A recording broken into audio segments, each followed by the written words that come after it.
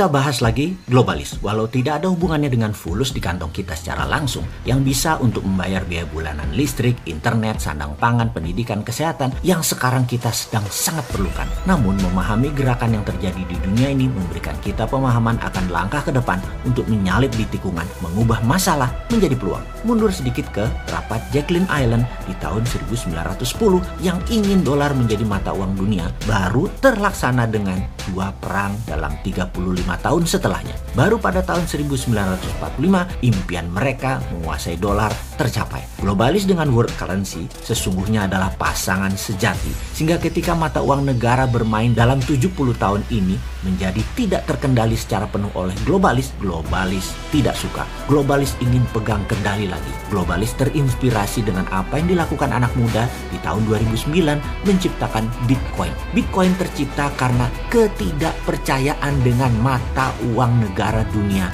yang diciptakan oleh banyak negara. Negara besar seperti Jepang, negara-negara Eropa, apalagi Amerika. Uang itu dicetak sak mau-maunya mereka, dan setelahnya negara kuat tadi ngerjain negara lemah dan negara berkembang untuk menelan kelebihan cetakan uang mereka. Inilah yang membuat Bitcoin dengan algoritmanya akan menjadi lebih adil dalam tanda petik, lebih fair, sehingga terukur dalam jumlah sisi uang beredar sebagai alat tukar dan alat bayar yang terpercaya. Ini harus kita jelaskan dengan rinci lagi, khusus tentang Bitcoin ini. Dan jangan terus merasa informasi kali ini mewakili kripto lainnya. Lupakan kripto lainnya, hanya khusus Bitcoin. Bitcoin inilah inspirasi yang membuat globalis cabal ingin naik satu level setelah mengendalikan sistem distribusi dan sistem keuangan dunia serta currency terutama dolar. Mereka tahu ke depan adalah dunia digital yang berkuasa. Jadi digital currency harus mereka kendalikan dan mereka miliki dan dimulai dari segera sekarang. Untuk itu penting menerbitkan sendiri digital currency yang kemarin ditolak Bank Sentral Dunia, yaitu di tahun 2018. Itulah muasal perang biologi ini diluncurkan sebagai alat politik pukul Trump dan pukul ekonomi dunia biar kapok dan tunduk di bawah globalis sekali lagi seperti dulu lagi. Tahun 2030 misinya ini harus sudah tercapai. Perangnya pakai bioengineering. Itu di awalnya. Ini semua akan terjadi berapa lama?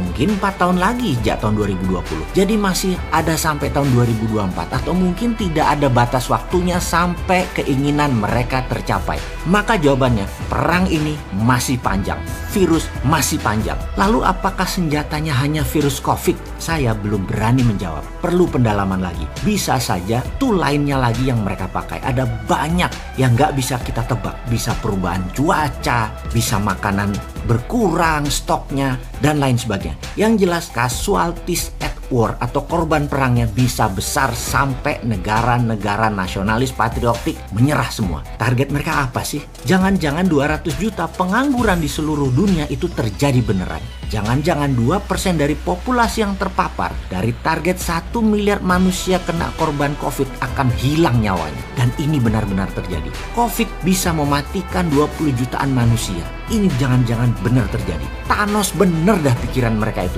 Jahat. Kalau kita mikrokan ke Indonesia, maka angka 5 juta bisa terpapar dengan korban 150 ribu jiwa melayang dalam kurun waktu 4 tahun ke depan.